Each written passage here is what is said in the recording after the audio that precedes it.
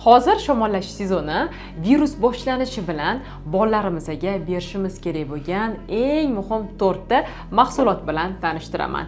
Birinchisi va eng asosiysi, agar virus boshlanayotgan bo'lsa, eng boshida yoki bolangiz уже shamolladi, qolgan bolalaringizga ham shamollamasligi uchun, virus yuqmasligi uchun echinatsiyani 3 mahal berasiz.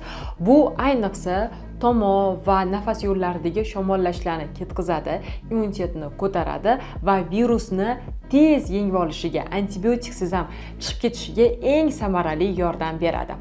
Keyingisi bu sink. Sink bu immunomodulyator, immunitetlari baquvvat bo'ladigan bo'lsa, demak virusni ham tezroq yengib oladi. Keyingisi bu vitamin C. Vitamin C kuchli antioksidant. Agar shamollash virus paytida bir hafta, 10 kunlab kasallik cho'ziladigan bo'lsa, vitamin C bilan 2-3 kunning o'zida bolangiz tuzalib ketadi. Va eng oxirgisi bo'lsa, bu multivitamin. Multivitamin farzandingizga kerakli bo'ladigan barcha yetishmovchiliklarni, vitaminlarni to'ldirib beradi.